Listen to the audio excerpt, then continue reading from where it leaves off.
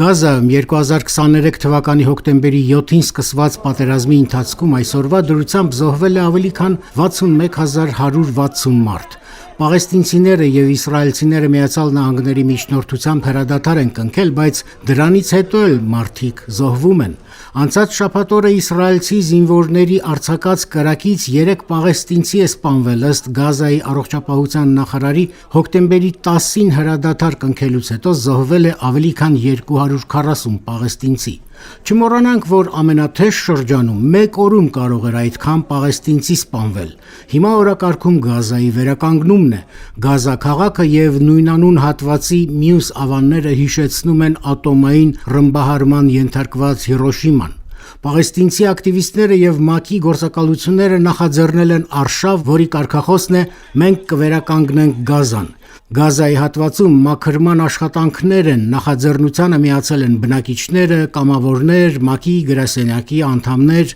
Ամջադ ալ-Շավան Պաղեստինում մարդու իրավունքների հարցերով անկախ կազմակերպության ղեկավարն է։ Ժամանակն է, որ մենք բոլորս միավորվենք վերջ դնելու այս տառապանքին եւ աշխարհին ուղերձ հղենք, որ այս հողում կա այն, ինչի համար արժե ապրել, եւ որ մենք կյանք ստեղծելու ունակ ժողովուրդ ենք։ Մարդկանց պետք է ապահովել սնունդով, բուժօգնությամբ, քիչ թե շատ տանելի կացարաններով, պետք է ամոքել նրանց անհաշիվ ֆիզիկական, հոգեկան վերքերը։ Ցանկացած պատերազմում նախ եւ առաջ տուժում են խոցելի խմբերը, դիցուկ անմեղ երեխաները։ Բնականոն պայմաններում նրանց միակ առաքելությունն է սովորել, բայց ուսումն ու պատերազմը անհամատեղելի են։ Բիսան Յունիսը փախստական է Ռաֆահից։ Պատերազմի 2 տարվա ընթացքում իմ երեխաները դպրոց չեն հաճախել, քանի որ ես վախենում էի նրանց համար։ Ամենուրեք ռմբակոծություններ էին, վախ եւ սարսափ, եւ ես նրանց ինքնուրույն էի սովորեցնում։ Գազայի կրթության նախարարության խոսնակ Մոհամմադ Նասարի փոխանցմամբ պատերազմից առաջ ուսումնական հաստատություններում գրանցված էր 650,000 աշակերտ եւ ուսանող։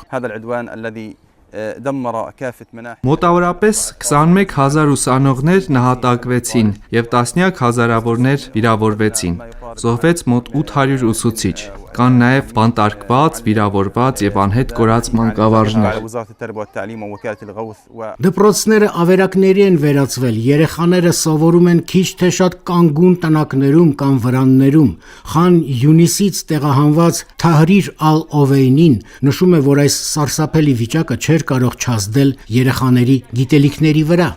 Հարցրեք երեխաներին որևէ բանի մասին, չգիտեն, մոռացել են, թե ինչ են սովորել։ Նրանց կյանքը վերջին 2 տարիների ընթացքում եղել է միայն ջրամաններ լցնելը, մեքենաների հետևից վազելը, պատերազմը, Համասը, ռմբակոծությունները, ավերածությունները։ Նրանք այս 2 տարիների ընթացքում ապրել են ավերածությունների, վախի ու սարսափի մեջ։ Մենք ապաստան ենք գտել այս դպրոցում, քանի որ մեզ ու մեր երեխաների համար ուրիշ տեղ չկար։